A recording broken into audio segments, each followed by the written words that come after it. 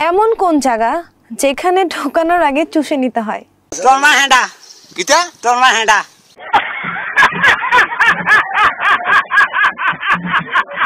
দুই ঠ্যাং ছড়াইয়া মাঝে দিল ভরিয়া আপন কাজ করিয়া পরে দেয় ছাড়িয়া। বলো কি? মানে এটা কোনো কথা? ভাই সব অনেকদিন পর ফিরলাম। আজকে আড্ডা হবে তমা রশিদকে নিয়ে, যে উপস্থাপিকার পাশাপাশি একজন যৌন বিশেষজ্ঞ। 1 বছর পর দেখলাম, তারপর ধরলাম, ভালো লাগলো, একটু টিপলাম, নরম লাগলো, তারপর একটু চুষে দিলাম, মজা লাগলো। ইস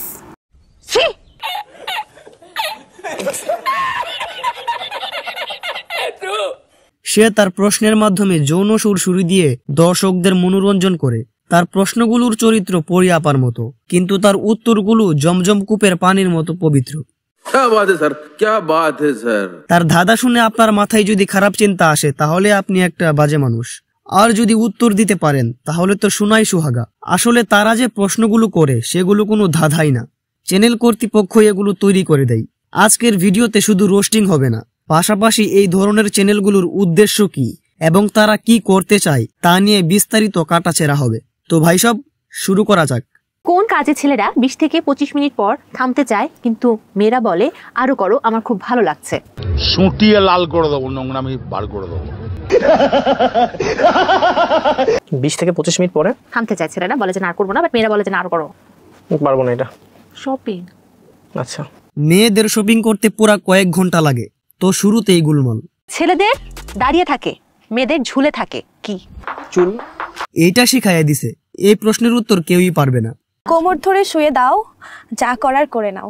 তোরমার হেঁটা দিয়ে বইটা দেন, তোরমার ছুটি নেই, তোরমার হেঁটা দিয়া লাঠিটা পরাম।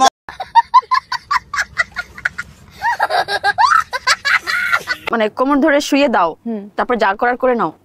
পাটাপোতা। শিওর? আচ্ছা আপনারাই বলেন, এই ধাঁধার উত্তর পাটাপোতা। এটা কারো মাথায় আসবে? আগে থেকেই উত্তর শিখিয়ে দেয় রে ভাই।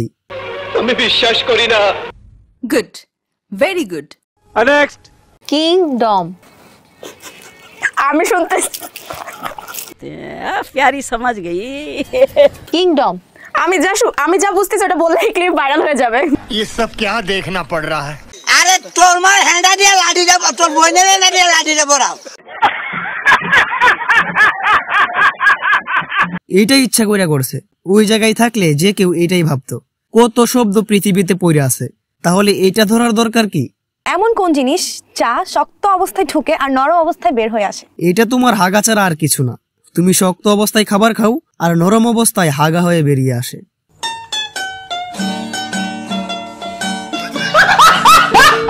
বাসর রাত করার জন্য প্রথম কোন কাজটি করতে হয়? বিয়ে করতে হয়। রুকো যারা, সবার করো। ধরেন বিয়ে করে ফেলেছেন, তারপর কি করতে হয়?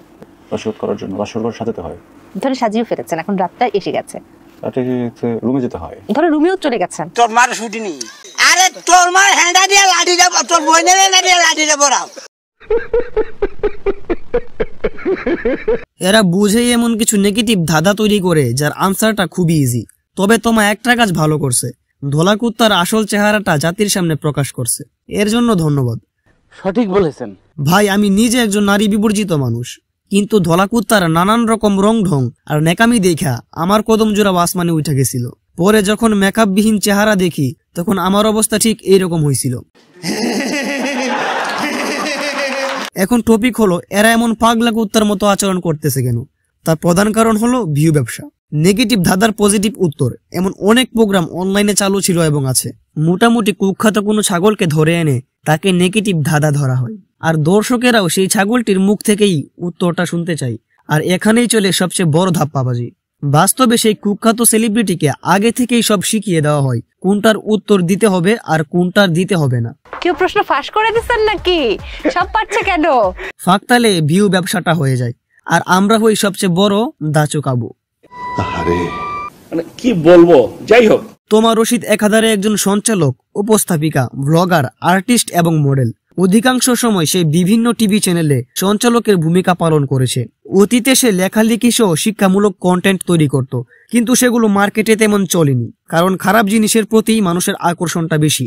সঠিক বলেছেন। তাই তোমা ভিউ কামানোর আশায় শুধুমাত্র ভিউ কামানোর আশায় বেছে নিয়েছে এই অশ্লীলতা ও নোংরামির পথ। কিন্তু সবার মানসিকতা তো আর এক না।